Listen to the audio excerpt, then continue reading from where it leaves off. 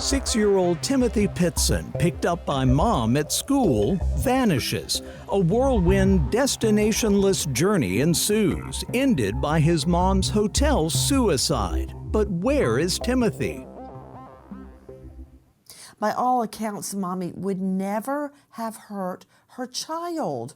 And now, these years later, Timothy's family living in fear. In fear of what? An imposter posing as Timothy. What do we know? First of all, take a listen to this. When was the last time you saw your son alive? I dropped him off at kindergarten that morning. She usually drops him off at kindergarten. I pick him up after kindergarten, take him to daycare. Then when I get off work, I pick him up at daycare and take him home. But the school knows you and your wife both. Yes. What was the last thing he said to you and you said to him? He said, "Love you, Dad." I go, "I'll see you after school, buddy." And I watched him run off to class. That's Timothy's dad speaking out to our friend, Dr. Phil. So what else do we know happened? Listen. Timothy lived in Aurora, Illinois with his mother, Amy, and father, Jim. On May 11th, 2011, Amy picked up Timothy from school. Cameras there captured the pair together that morning.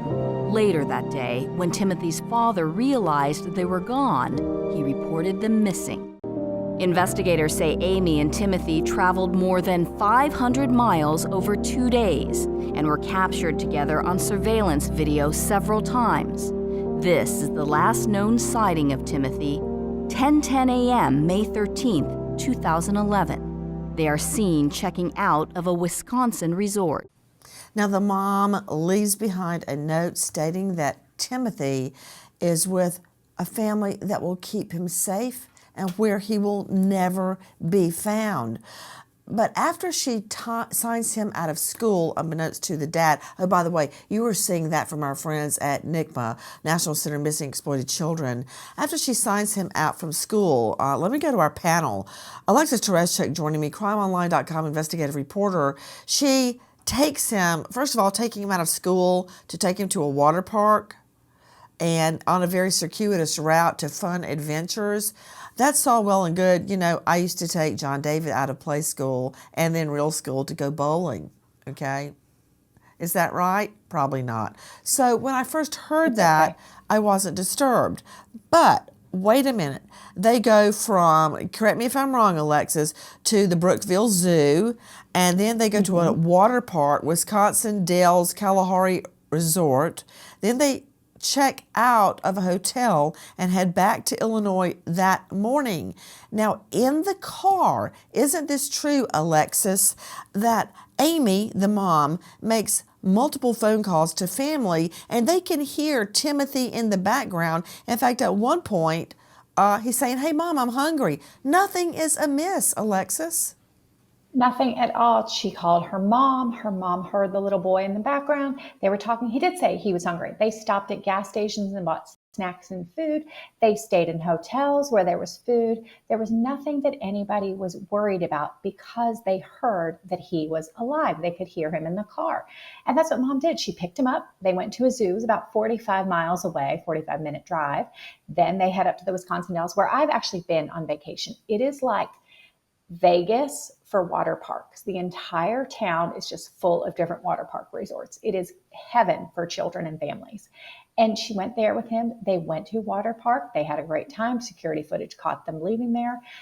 The husband, though, is the one that said, "Something's amiss. I've spoken to her, but now she's not coming back." And that was not something they'd planned. She'd never said, "You know, I'm going to take a 3-day vacation with him and we're going to go do these things." He started to get very worried about where his son was.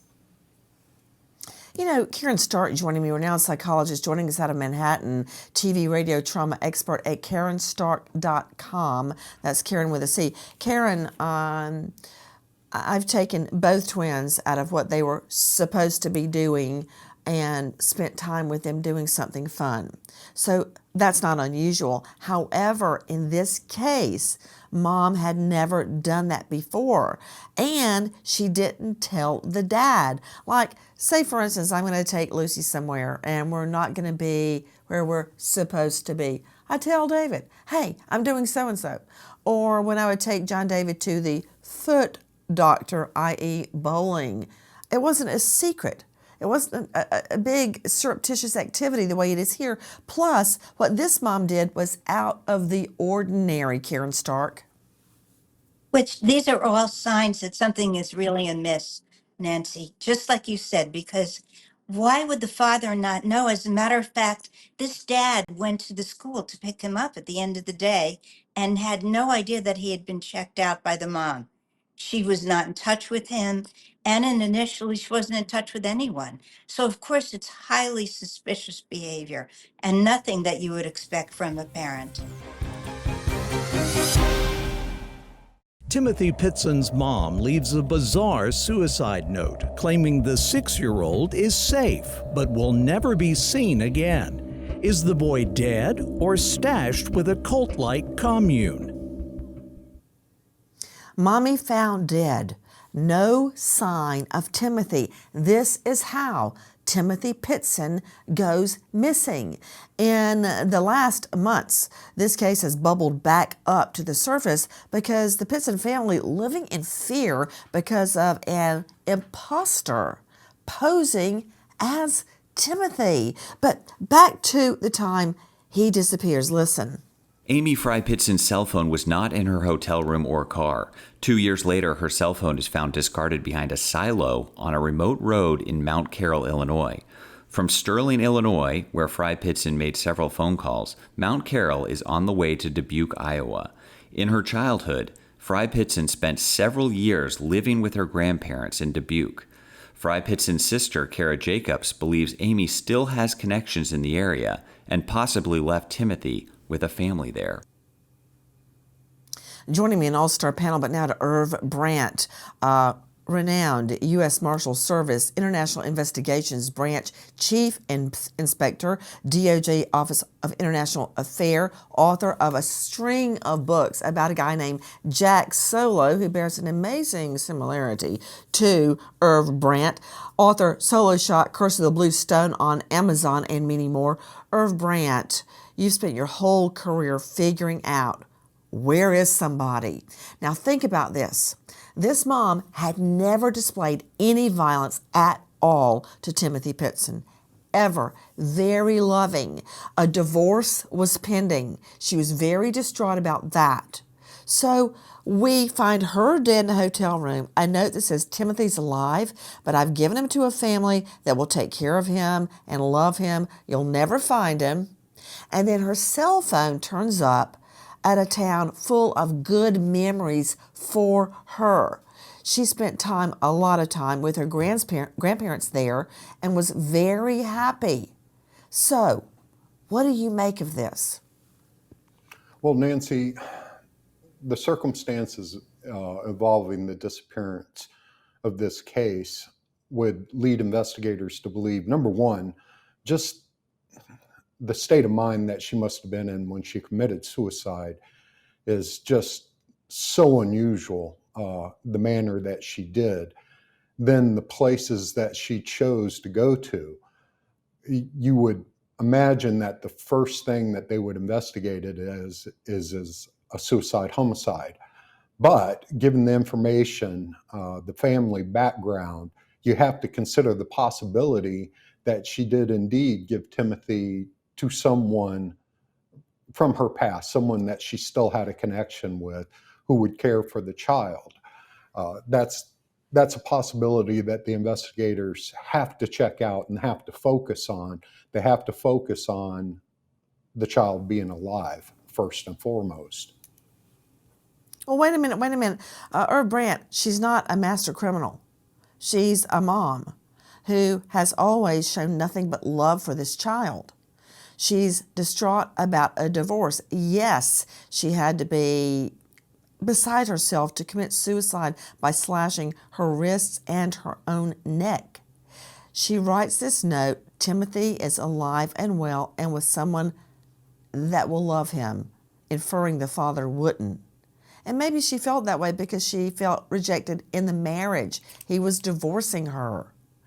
She also writes, you'll never find him. My point, Irv Brandt, again, she's not a master criminal. She's not some French art thief or a cat burglar. You really think she could have hidden his body and it would be never found? Nancy, I understand what you're saying, that she's not a career criminal or a criminal at all. She's someone obviously with mental health problems and has a history of mental health problems.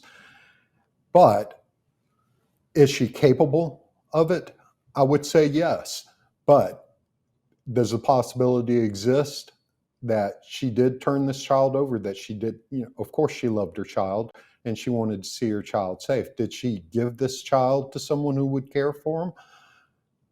Yes, there is that possibility. Well, especially Irv Brandt, the fact that we know she was back in this area that she loved. We know that because her phone was found behind a silo in a rural area where she grew up with her grandparents.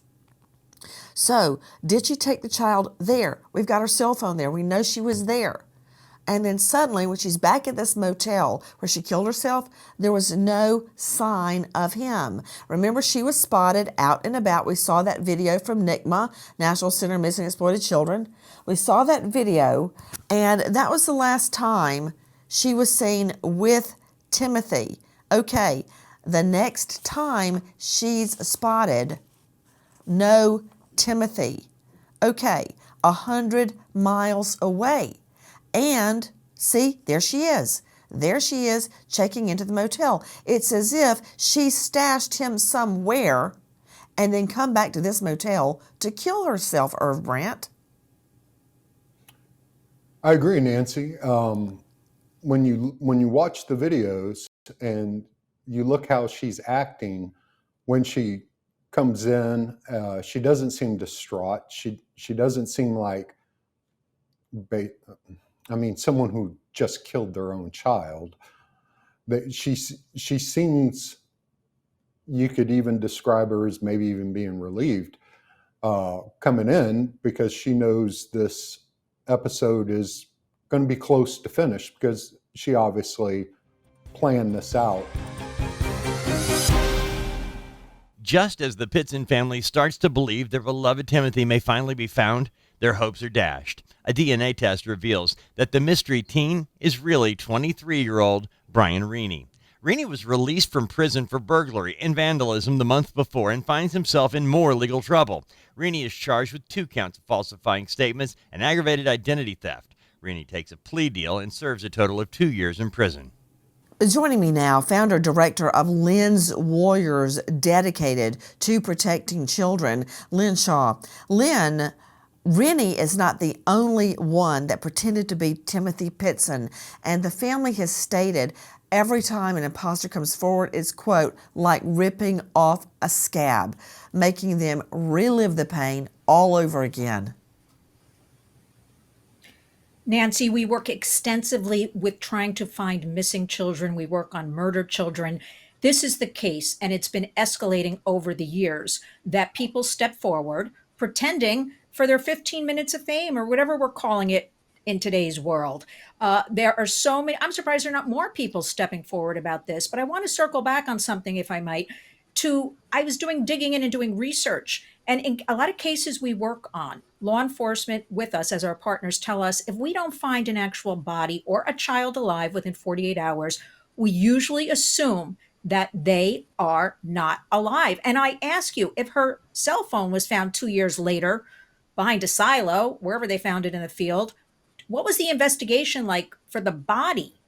Because I have to ask, he was at that impressionable age of 6 where he could have been handed off and his mind sort of brainwashed into another environment where he forgot about his family. But I ask you, this whole thing sounds like she's going through a divorce. They had money problems.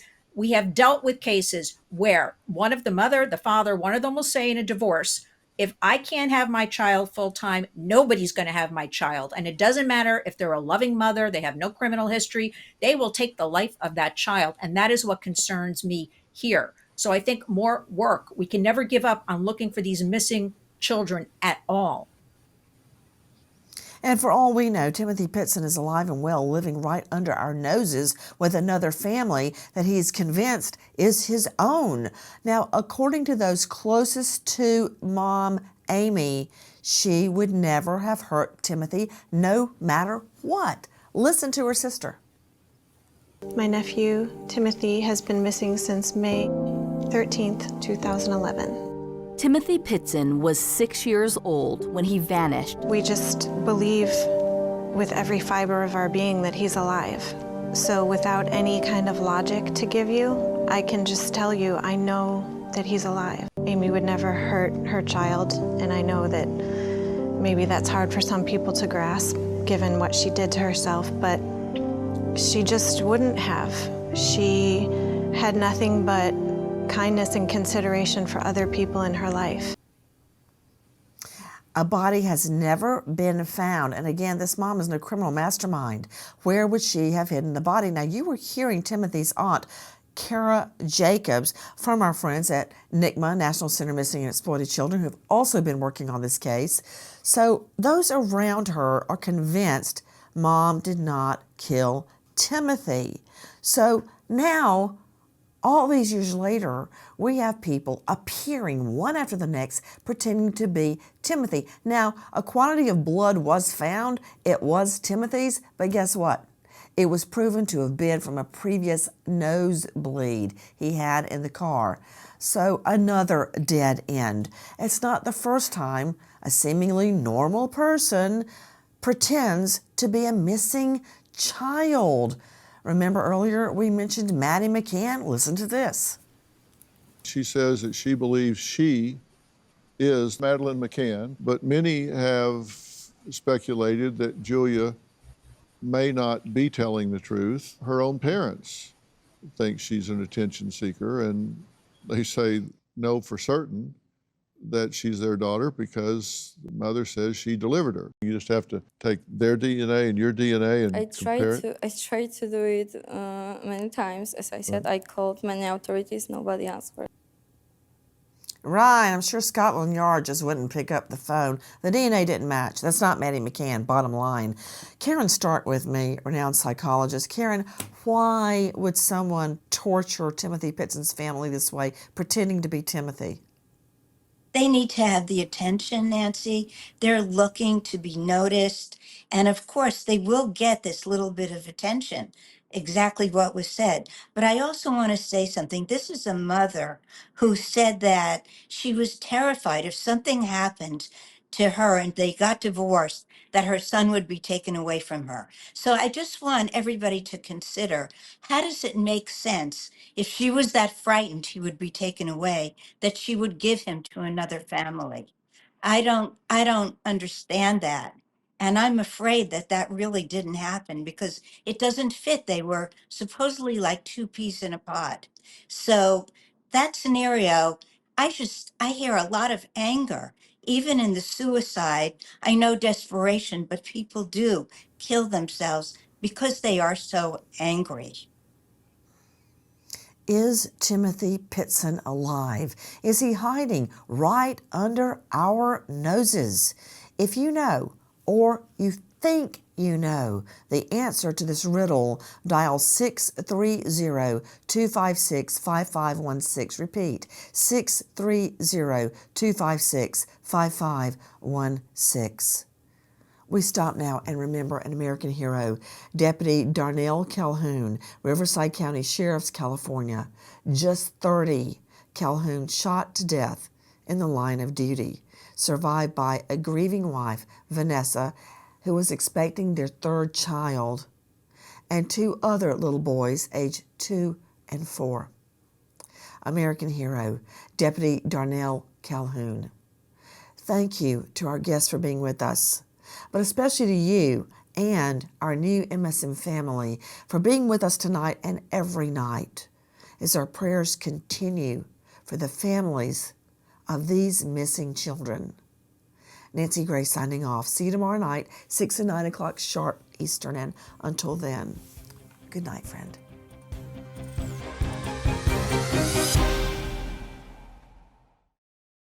Please join us on our mission to find missing people, especially children, to solve unsolved homicides. If you're on the go, catch us on your favorite podcast app where you can get all of our content where we, in our own way, seek justice.